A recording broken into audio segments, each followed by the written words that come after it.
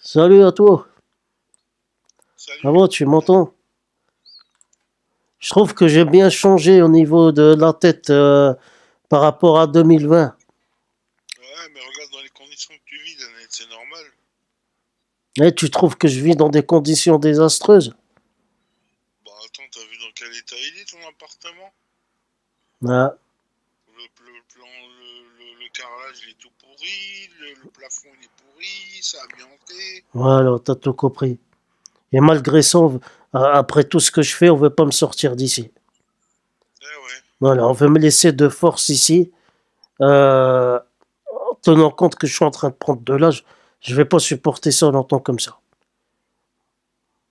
Je me suis regardé dans une vidéo de moi il y a 3 4 ans.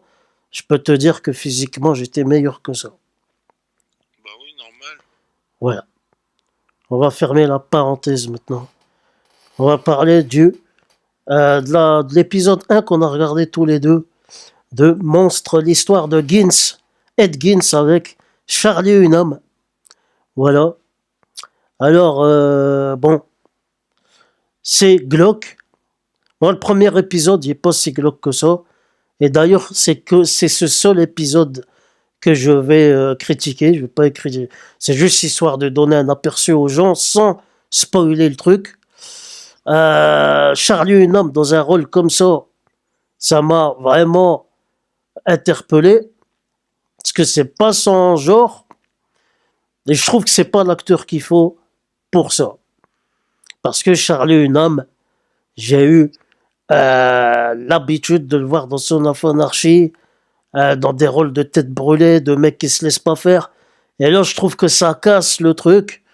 Ah, c'est vrai, c'est un rôle à contre-emploi, mais on aurait pu penser à quelqu'un d'autre pour le rôle. Voilà, je te laisse la parole maintenant.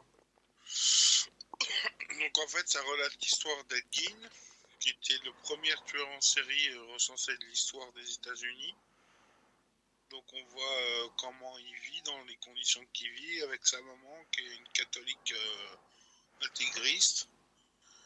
Et en fait, elle a deux garçons et elle veut pas qu'ils sortent avec des filles parce que Voilà. elles sont eux. Moi, comme je t'ai dit, j'ai ressenti déjà une ambiance à la Stephen King et j'ai ressenti un peu une ambiance à la Carrie avec la mère. Voilà, Elle est carrément à la masse comme la mère de Carrie. très possessive. Voilà. Et ben, j'ai reconnu un peu Carrie en regardant ça, cet aspect-là. C'est très Stephen King comme ambiance. Voilà, on va pas trop spoiler, mais le mec il voit des choses et tout, il y a des hallucinations. Euh, bon, là, les années 50 sont bien retranscrits. Euh, Après, voilà, vraiment, c'est un personnage à part, un personnage qui est réservé au niveau des femmes, au niveau de sa relation avec les femmes. Ou plutôt, c'est lui qui veut faire le premier pas, et les femmes, en fait, ils l'ignorent et ils le snobent. Donc, c'est peut-être ça qui va créer le monstre qui va devenir au fil des épisodes. Moi, je suis pas trop tenté par regarder la suite. Voilà. Et, est-ce que tu as quelque chose d'autre à dire avant que je parle d'autre chose? Tu dois savoir c'est Bah, quoi, mais de voilà. toute façon, maintenant, tu sais, la série monte 108 épisodes, donc bon, Non, mais est-ce que t'as, mais est-ce que t'as, ça donne un petit aperçu de ce que ça va être, mais bon, le ton est donné, quoi, tu vois. Après, maintenant, faut voir comment ça va se jouer, tous les enjeux de la série, quoi. oui, oui, oui, mais je veux dire par là, euh, voilà, c'est tout. Bon, de toute façon, on n'a rien d'autre à dire, on a déjà tout dit. On a vu que le Maintenant, premier, donc ouais, on a vu que le premier, je vais critiquer que le premier épisode, hein. Je suis pas Mérège ou je sais pas qui. Voilà. Et moi, je crois que je vais m'arrêter là. Voilà, je vais m'arrêter là parce que en voyant la bande-annonce, ben, déjà on voit la plupart des choses. C'est un mec, voilà, qui n'hésitait pas. Il y a des choses un peu tabou dans cette série, voilà, qu'on va pas dire. hein, qu'on voit dans la bande-annonce, on n'a pas besoin de le dire, voilà. Juste pour garder l'effet de surprise, quoi.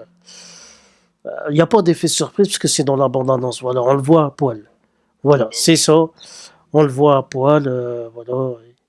Il y a un poil devant sa mère, voilà, on va pas, c'est tout. On le voit dans la bande-annonce de toute façon. Maintenant, je vais parler d'un truc qui fâche. Alors, je l'ai même pas reconnu direct, hein, c'est incroyable, j'ai dû aller voir Wikipédia. Je dis, c'est qui ce doubleur, bordel de merde? Qui double Charlie Hunnam dans ce truc? Parce que c'est une catastrophe. Et c'est qui cette voix? C'est Damien Viteka, le doubleur de DiCaprio. J'ai dit, bordel de merde, je l'ai même pas reconnu. Attends, Damien Viteka, d'habitude, on le reconnaît, quoi. On le reconnaît dès le premier coup d'oreille, on le reconnaît. Il a une voix de gosse. Voilà. Et je l'ai pas reconnu. Je dis, c'est qui ce mec? Et c'est Damien Viteka qui double Charlie Hunnam. Alors Charlie Hunnam, d'habitude, il est doublé par Sébastien Desjous, qu'il avait doublé dans les Sons of Anarchy, qui est devenu sa voix attitrée. Et je me demande pourquoi ils n'ont pas choisi ce mec-là pour même pour faire du cabotinage, ils auraient dû choisir ce mec. Ils auraient dû choisir ce mec, même pour cabotiner. Vraiment. Et le pire, c'est que j'ai pas reconnu Damien Viteka. Il est même pas, on le reconnaît pas, il est méconnaissable. Non, on connaît pas. On le reconnaît, mais je sais qui ça? Mais c'est quoi cette voix, bordel? Et c'est quoi cette voix qu'on a donnée à Charlie Hunnam? Voilà, mis à part ça, bon, le premier épisode est vraiment très soft. Je sais qu'au fil des épisodes, ça va être de pire en pire. Bon, malheureusement, quand on regarde un épisode, on veut regarder la suite, et après la suite, et suite, et suite. Mais je suis pas du genre à critiquer les séries. Tous les épisodes et tout ça, c'est les collègues, ou peut-être les concurrents plutôt, hein, que je vais pas citer. C'est des spécialistes pour critiquer tous les épisodes. Ou j'aurais dû regarder peut-être la série complète et la critiquer d'un coup. Peut-être, ouais, j'aurais pu faire ça. C'est vrai. J'aurais pu faire ça. Mais critiquer épisode par épisode, je peux pas le faire. Déjà parce que pour une question de temps, et après qu'est-ce que je vais dire, et après ça, et voilà quoi. Malheureusement, quand on fait une critique de plusieurs épisodes, c'est sûr qu'on spoil un peu, on dévoile l'intrigue, on dévoile les choses qui se passent et tout. Donc je préfère vous critiquer l'épisode 1, vous laisser regarder la suite. Voilà, moi c'est un aperçu pour moi en même temps. Mais je pense que la bande-annonce en a dit déjà beaucoup. C'est le défaut des bandes-annonces d'aujourd'hui, c'est qu'on en dit toujours beaucoup. On spoil la mort. On te fait des bandes-annonces de 3-4 minutes. À l'époque, on avait des bandes-annonces, c'était 2 minutes maxi. Là, 4 minutes, on te dit tout ce qui se passe. Et voilà, et après, voilà. T'as plus rien d'autre à dire? Bah, si vous aimez tout ce qui est dark, sombre, regardez, mais sinon, passez votre chemin, quoi. Voilà. Ben, je pense que les gens, ils vont regarder... parce que peut-être qu'ils n'ont jamais vu Charlie Hunnam de cette façon-là, de cet angle-là. C'est vrai que c'est un rôle à contre-emploi, hein, parce que Charlie Hunnam, même dans des rôles dramatiques, il n'a jamais fait ce genre de... Mais je pense qu'il y a une erreur de casting vis-à-vis du doublage. Vraiment, vous allez être déçus du doublage français. Alors que les gens qui regardent la VO, ça c'est sûr, ils vont le regarder en VO, ils vont même pas remarquer la différence. Mais la VF, choisir la voix de DiCaprio, en plus méconnaissable, sur Charlie Hunnam, ça colle pas. Et la dernière chose, c'est vrai, j'ai oublié de le dire, hein, j'arrête pas de le dire depuis tout à l'heure, depuis qu'on regarde la série, c'est que Charlie Hunnam a un look Popeye dans cette série. Il est fringué comme Popeye, avec le béret, avec la chemise, il y a un look Popeye, il ressemble à Popeye. Même avec ses yeux, parce qu'il y a un œil qui part en couille, là, qui est comme ça, quoi. Eh ben, il me fait penser à Popeye. C'est vrai que Popeye, Il y a un truc d'horreur sur Popeye qui a été fait. T'as entendu parler? Oui, j'ai entendu parler, il est sorti en Blu-ray la semaine dernière. Ouais, je crois que c'est ESC qui a sorti ça, ou une connerie comme Ouais, c'est ça. ça, je crois, ouais. BQHL, je crois, je sais plus. Je sais plus, ouais. Popeye qui fait de l'horreur. Ouais, c'est ça, bah, c'est tous les personnages Disney qui ont plus de droits, et ben en fait, ils en font des trucs d'horreur, genre Winnie l'ourson, Mickey. Ouais, c'est incroyable ça. Ouais, Mais c'est quand même intriguant à regarder, quoi. bah ouais, Tu vois? bah Voilà. ouais. Bon, on va finir là. J'ai pas voulu trop spoiler sur cette série et je vais passer mon chemin. C'est vrai que, comme disait Dirty Tommy, j'ai pas honte à le dire, il l'a dit dans sa miniature, c'est dégueu. C'est dégueu sur plusieurs aspects. Euh, voilà, j'ai l'impression qu'il n'y a pas de tabou. Voilà, le mec est à poil devant sa mère et le mec il se met à laver sa mère. Voilà, elle est nue et il la nettoie et tout. Bon, moi je trouve que ouais, c'est un peu. J'ai arrêté pas de penser à ça quand on va mourir. Voilà, on est nu et il y a quelqu'un qui va nous nettoyer et tout. Ça fait peur. Et je le vois dans la série. Voilà.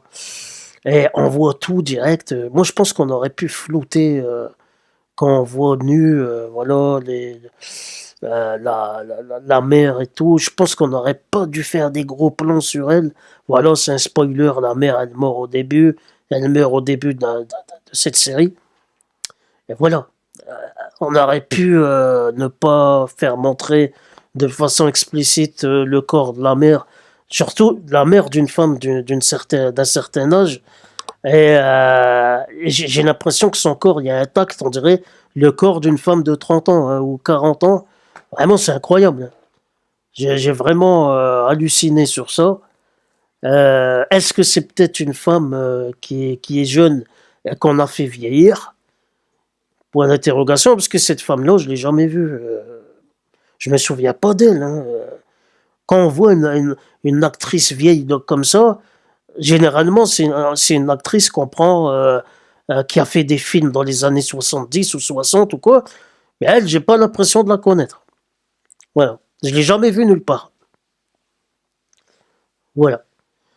C'est c'est un peu tabou comme série. Voilà. Salut à tous.